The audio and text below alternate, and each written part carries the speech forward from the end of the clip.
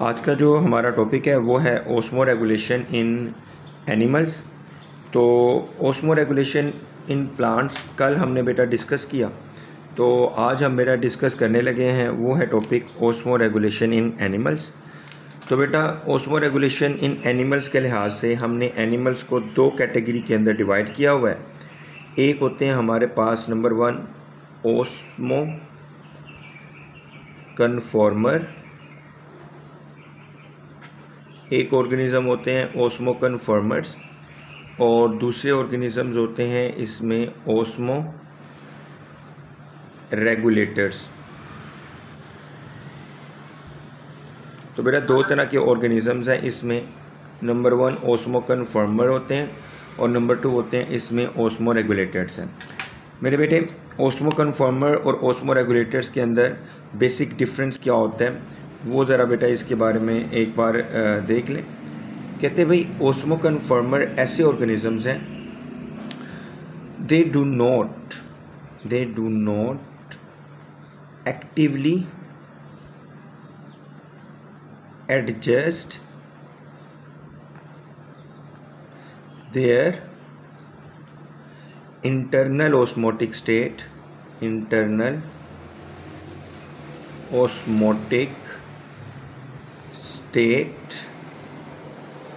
ऐसे जानदार जो एक्टिवली का मतलब यहाँ पे क्या है बेटा, एनर्जी लगा के एटीपी यूज़ करके। कहते हैं कि ये एटीपी यूज़ नहीं करते हैं, एक्टिवली अपनी इंटरनल ऑस्मोटिक स्टेट को एडजस्ट नहीं करते हैं। और इसका सिंपली मतलब क्या होता है, they are actually isotonic to external environment.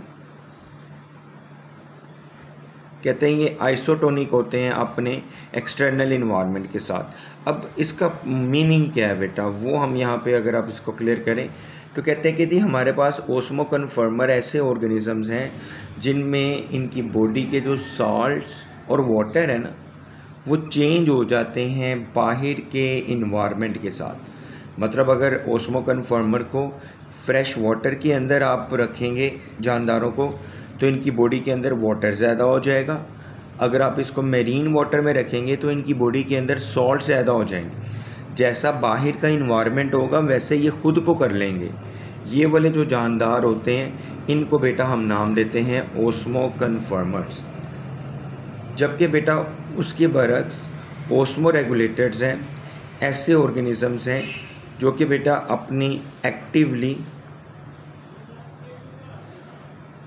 adjust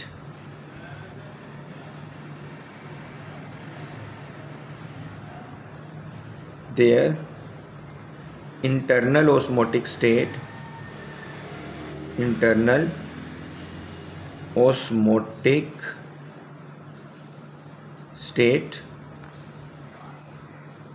कहते हैं जी जो अपनी इंटरनल ऑस्मोटिक स्टेट को एक्टिवली तौर पे एडजस्ट करते हैं। इसका मतलब क्या हुआ, इसका मतलब ये हुआ कि अगर इनकी बॉडी को हाइपोटोनिक इन्वायरमेंट मिलेगा तो हाइपोटोनिक इन्वायरमेंट में ये जो वाटर है वाटर को क्या करेंगे, रिमूव करेंगे बॉडी से। और अगर इनकी बॉडी को हाइपरटोनिक इन्वायरमेंट मिलेगा तो हाइपरटोनिक के केस में बॉडी से सॉल्ट्स हैं इनको ये क्या करेंगे, रिमूव करेंगे। और ये आइसोटोनिक नहीं होते हैं बल्कि अपनी बॉडी का अपना एक फिक्स है इंटरनल स्टेट है उसको ये क्या कर रहे होते हैं, एडजस्ट कर रहे होते हैं। अब फिर से ज़रा बात को सुनिएगा। हाइपोटोनिक स्टेट का मतलब क्या है, हाइपोटोनिक इन्वायरमेंट का मतलब है कि बाहर इन्वायरमेंट के अंदर, ये देखिए मैं यहाँ पे ड्रॉ भी कर देता हूँ।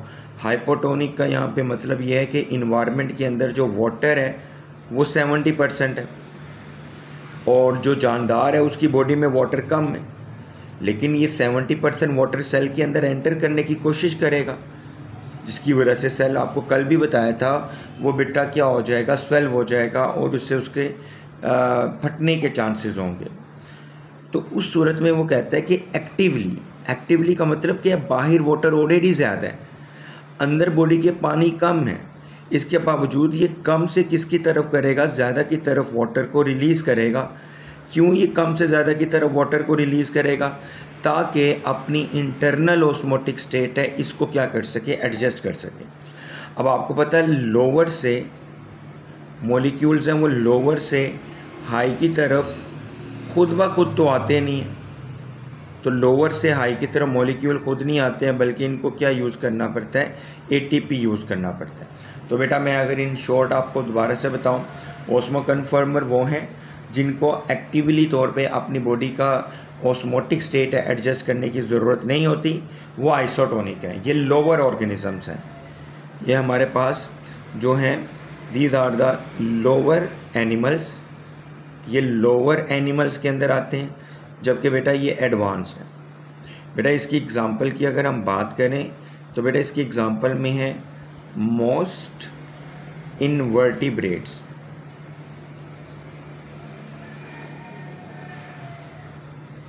कहते हैं जी ज़्यादातर जो इनवर्टिब्रेट्स हैं वो इसमें हैं, और बेटा जो इसमें वर्टिब्रेट्स में आते हैं वो सिर्फ एक ही मेंबर इसके इंक्लूडेड है, और वो है बेटा इसके अंदर हैग फिश। जो हैग फिश है वो बेटा इसकी वर्टिब्रेट्स की एग्जांपल है। जबकि बेटे हमारे पास जो इसकी एग्जांपल में आएंगे वो बेटा ऑल वर्टिब्रेट्स, इसमें जितने भी वर्टिब्रेट्स हैं वो हैं एक्सेप्ट हैग फिश। तो बेटा ये आपके पास एक प्रॉपर इसका शॉर्ट क्वेश्चन था, वो पूछता होता है कि डिफरेंस बताएं ओस्मो कन्फर्मर्स के अंदर और इसके साथ साथ ओस्मो रेगुलेटर्स के अंदर, आप हमें क्या डिफरेंस बताएं। नेक्स्ट बेटा हमारे पास इसका एक लॉन्ग क्वेश्चन है, वो हम अब लेके चलते हैं। तो लॉन्ग क्वेश्चन में बेटा जी ये है, वो कहता है कि osmoregulation in different environment, right a note on osmoregulation in different environment।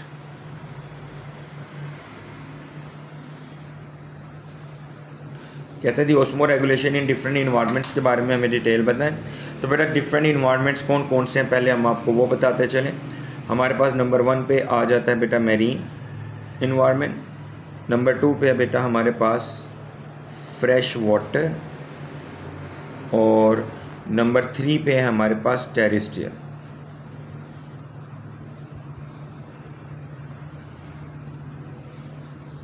So terrestrial होते हैं, फ्रेश वाटर होते हैं और मैरीन वाटर। ये बेटा 3 तरह के इन्वायरमेंट के ऊपर डिस्कशन है। और बेटा जब लॉन्ग आता होता है या तो तीनों के बारे में बहुत कम पूछते हैं, वो आपसे 2 के बारे में पूछता होता है। कहते हैं कि दी आप हमें ना कोई से 2 बता दें, मैरीन के अंदर बता दें या फ्रेश वाटर में बता दें, या फ्रेश वाटर और टेरेस्ट्रियल इन्वायरमेंट है इनके ऊपर बेटा हमें इंफॉर्मेशन दे दें। तो बेटे डिस्कशन स्टार्ट करते हैं इसको। नंबर 1 पे हम डिस्कस करते हैं, वो है हमारे पास मैरीन इन्वायरमेंट। तो बेटा मैरीन इन्वायरमेंट के अंदर ओस्मो रेगुलेशन कैसे होगी। तो बेटा सबसे पहले हम डिस्कशन करते हैं कि जो मैरीन इन्वायरमेंट है, मैरीन इन्वायरमेंट के अंदर बेटा ऑर्गेनिज़म का प्रॉब्लम्स क्या होगा। बेटे ऑर्गेनिज़म का जो सबसे बड़ा प्रॉब्लम है मैरीन इन्वायरमेंट के अंदर वो क्या है, एक्सेस सॉल्ट्स। और ये जो एक्सेस सॉल्ट्स हैं ये किसके अंदर प्रेजेंट है, इन्वायरमेंट के अंदर। और मेरे बेटे ये जो एक्सेस सॉल्ट्स हैं जो इसके इन्वायरमेंट के अंदर प्रेजेंट है, ये कहाँ पे एंटर होने की कोशिश करेंगे, they will enter in the body of organism. कहते हैं कि जी ऑर्गेनिज्म की बॉडी में ये एंटर होने की कोशिश करें। दूसरा बेटा इनका बड़ा प्रॉब्लम क्या है, जो वाटर है ऑलरेडी लेस है, किसके अंदर लेस है जी, इन्वायरमेंट में, एज कंपेयर टू बॉडी। तो बेटा बॉडी से ये जो वाटर है ये क्या हो सकता है, लॉस हो सकता है। तो बेटा एक्सेस वाटर है जो कि एंटर हो सकते हैं बॉडी के अंदर, और वाटर है जो कि बॉडी से बाहर लॉस हो सकता है। ये बेटा 2 बड़ी प्रॉब्लम है जो कि मेरीन वाटर के अंदर रहने वाले जानदारों की। अब बेटा वो कहता है कि मेरीन वाटर में रहने वाले जानदार एक्चुअली हैं कौन कौन से ना, अगर हम उनकी डिटेल के बारे में डिस्कशन करें तो बेटा मेरीन वाटर में जो रहते हैं, नंबर 1 इनवर्टिब्रेट्स हैं,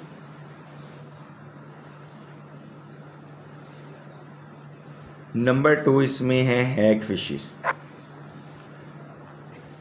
मेरे बेटे इनके बारे में तो मैंने आपको क्लियर कर दिया कि जो इनवर्टिब्रेट्स हैं और जो हैग फिशेस हैं they are actually the isotonic. ये एक्चुअली हमारे पास ओस्मो कन्फर्मर है। तो इनके लिए तो बेटा कोई एडेप्टेशन नहीं है ना। ये इनवर्टिब्रेट्स और हैग फिशेस ऊपर भी डिस्कशन की, these are actually the osmoconformer, तो इनके लिए तो एडेप्टेशंस नहीं। हम नेक्स्ट बात करते हैं बेटा, वो हैं हमारे पास नंबर 3 पे हैं कॉर्टिलेज फिशेस। चैप्टर 10 पार्ट 1 के अंदर डिटेल में पढ़ा था, बोनी फिशेस होती हैं, कॉर्टिलेजेस फिशेस होती हैं। अच्छा, तो यहाँ पे कहते हैं कि जो कॉर्टिलेजेस फिशेस हैं इनके अंदर एडेप्टेशंस क्या हैं। तो कहते हैं जी कॉर्टिलेजेस फिशेस हैं, इसके अंदर अल्लाह ताला ने इनकी जो किडनी है प्लस में इनके पास जो गिल्स हैं, कहते हैं इनकी किडनी और गिल्स इनको इसी पर्पस के लिए रखा हुआ है कि वो क्या करते हैं, जो एक्स्ट्रा सॉल्ट्स हैं इन एक्स्ट्रा सॉल्ट्स को बॉडी से बाहर क्या कर रहे होते हैं, they remove extra salts from the body. तो नंबर 1 बेटा इनके पास एडेप्टेशन है, इनकी जो किडनी है और गिल्स हैं they remove the extra salts from the body. Number 2 बेटा इनके पास क्या होता है जी, अल्लाह ताला ने इनके पास रेक्टल ग्लैंड्स रखे हुए हैं। ये बेटा बड़ा इंपॉर्टेंट एमसीक्यू है। रेक्टल ग्लैंड किसके पास प्रेजेंट होते हैं और इनका फंक्शन क्या होता है। बेटा रेक्टल ग्लैंड्स हैं, जिस तरह हमारी बॉडी के ऊपर स्वेट ग्लैंड होते हैं ना, जो स्वेटिंग करवाते हैं, इसी तरह ये रेक्टल ग्लैंड है और ये कॉर्टिलेजेस फिशेस में होते हैं। और इनका काम क्या होता है, बॉडी से जो एक्स्ट्रा सॉल्ट्स हैं, इन बॉडी से एक्स्ट्रा सॉल्ट्स को क्या करवाना जी, रिमूव करवाना। ये बेटा फंक्शन होता है हमारे पास रेक्टल ग्लैंड्स का। तो जो कॉर्टिलेजेस फिशेस थी मेरीन वाटर में रहती थी, उनका सबसे बड़ा प्रॉब्लम ही यही था कि जी सॉल्ट्स हैं एक्स्ट्रा, वो इन्वायरमेंट के अंदर ज़्यादा है और बॉडी के अंदर कम है, तो बाहर से अंदर एंटर हो रहे होंगे सॉल्ट्स। कहते हैं इनको रोकने के लिए वो क्या करते हैं, नंबर 1 अपना किडनी और गिल्स यूज़ करते हैं। नंबर 2 बेटा इनके पास अल्लाह ताला ने क्या रखे हुए हैं, रेक्टल ग्लैंड्स। इन रेक्टल ग्लैंड्स को यूज़ करके जो एक्स्ट्रा सॉल्ट्स बॉडी के अंदर एंटर हो रहे होते हैं, उन एक्स्ट्रा सॉल्ट्स को ये बॉडी से बाहर क्या कर रहे होते हैं, रिमूव कर रहे होते हैं। तो ये पहला इनके 2 पॉइंट्स हो गए। और इसी तरह से वो कहते हैं इनकी फर्दर क्या एडेप्टेशंस होती हैं। तो बेटा वो तीसरा कह रहा है कि सम के अंदर हमारे पास कुछ फिशेस हैं, सम दे हैव TMO। अब बेटा ये TMO क्या है, tri methyl amine oxide, TMO trimethylamine oxide. ये बेटा वो कहता है कि कुछ हैं वो अपनी बॉडी के अंदर कौन सा केमिकल बना लेती हैं, TMO। एक्चुअली ना ये जो कुछ कॉर्टिलेजेस फिशेस होती हैं ना, ये अपनी बॉडी के अंदर बेटा क्या बनाती हैं, यूरिया बनाती हैं। अब यूरिया आपको पता है एक सॉल्ट का काम करता है। ये यूरिया को बॉडी के अंदर क्यों बनाती हैं, ताकि इन्वायरमेंट को धोखा दे सकें कि इनकी बॉडी के अंदर सॉल्ट्स की रेशो ज़्यादा हो गई है, ताकि बाहर से सॉल्ट हैं वो बॉडी के अंदर एंटर ना हो। इसीलिए ये अपनी यूरिया की अमाउंट को क्या करते हैं, इंक्रीज़ करते हैं बॉडी के अंदर। बॉडी के अंदर जब यूरिया इंक्रीज़ करते हैं, लेकिन याद रखिएगा यूरिया की जो हाई क्वांटिटी है ना, वो यूरिया की हाई क्वांटिटी इन ऑर्गेनिजम्स के लिए क्या हो सकती है, डैमेज। इनकी किडनी को डैमेज कर सकती है और डिफरेंट प्रॉब्लम्स हैं वो बेटा क्या कर सकती हैं, इसमें क्रिएट कर सकती हैं। तो बेटा इन तमाम सूरत हाल से बचने के लिए इस यूरिया को बेटा ये जानदार हैं कन्वर्ट कर लेते हैं, और किसके अंदर कन्वर्ट करते हैं, लेस टॉक्सिक फॉर्म। और बेटा इस लेस टॉक्सिक फॉर्म को हम किसका नाम देते हैं, this is called as TMO trimethylamine oxide. इससे क्या होता है, बाहर के इन्वायरमेंट को ये लगता रहता है कि बाहर अंदर सॉल्ट ज़्यादा है, वो बाहर से अंदर एंटर ही नहीं होते हैं, और इनकी बॉडी है उनसे यूरिया से भी जान छूट जाती है। तो बेटा दोबारा सुन लें इस पॉइंट को, कुछ फिशेस हैं अपनी बॉडी के अंदर यूरिया की अमाउंट को इंक्रीज़ करते हैं, लेकिन बेटा जो हाई यूरिया की क्वांटिटी है ये हाईली टॉक्सिक है, ये बॉडी के लिए बहुत ज़्यादा टॉक्सिक होती है, इसलिए इसको कन्वर्ट किया जाता है। किसके अंदर कन्वर्ट किया जाता है? TMO, ट्राईमिथाइल अमाइड ऑक्साइड, ताकि बेटा क्या हो सके, इनकी बॉडी है उनको बाहर के सॉल्ट से छुटकारा मिल सके, उनकी बॉडी में एंटर ना हो सके। तो बेटा ये तो कुछ एडेप्टेशंस थी, ये हमने बेटा स्टडी की in case of cartilaginous fishes. Number 2 बेटा हम बात करेंगे, वो हैं हमारे पास बोनी फिशेस। तो बेटा हमारे पास जो बोनी फिशेस है, पहले इसका MCQs है। ये बेटा एक्चुअली डिसेंडेंट है, डिसेंडेंट। अच्छा बेटा वो कहते हैं कि ये किसके डिसेंडेंट हैं? कहते हैं कि जी फ्रेश वाटर एंसेस्टर्स के।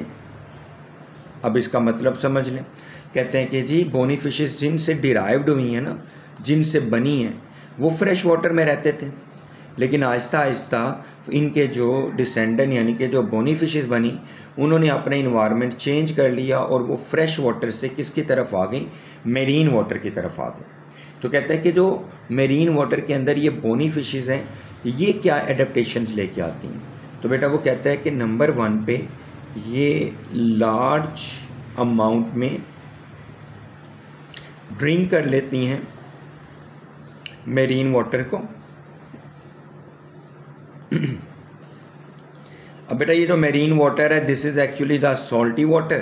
कहते हैं ये लार्ज अमाउंट में मेरीन और सॉल्टी वाटर को ड्रिंक करती हैं, और बेटा उसके बाद ये कंसनट्रेटेड यूरिन बनाती हैं, कंसनट्रेटेड यूरिन। अब इसका फ़ायदा क्या हुआ?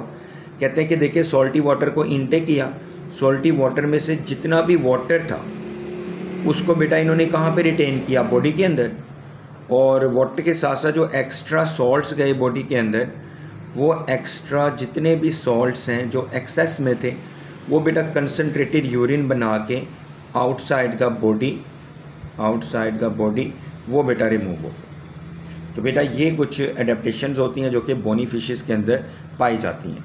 तो बेटा बोनी फिशेस के अंदर पाई जाने वाली एडेप्टेशंस में से नंबर 1 पे ये है कि लार्ज अमाउंट में ड्रिंक करते हैं बेटा सॉल्टी वाटर को, और बेटा सॉल्टी वाटर को जब ये ड्रिंक कर लेते हैं तो उसके बाद वाटर को अपनी बॉडी के अंदर ही रख लेते हैं, ये इनकी एडेप्टेशन है। और बेटा जो एक्स्ट्रा जो होते हैं इनके सॉल्ट्स हैं, वो कंसनट्रेटेड यूरिन बना के अपनी बॉडी से बाहर है वो बेटा क्या कर देते हैं? रिमूव कर देते हैं।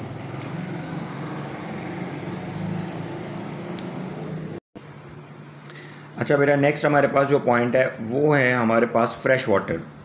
तो फ्रेश वाटर के अंदर जो रहने वाले जानदार हैं, पहली बात तो ये है कि भाई फ्रेश वाटर के अंदर रहने वाले जानदार कौन कौन से हैं?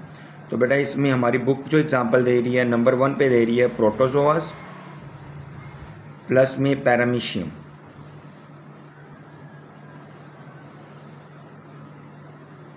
अब बेटा ये जो प्रोटोजोआस हैं और इसके साथ साथ बेटा ये जो पैरामीशियम है, यू नो दैट ये बेटा एक किंगडम है हमारे पास, और उस किंगडम का नाम है प्रोटिस्टा।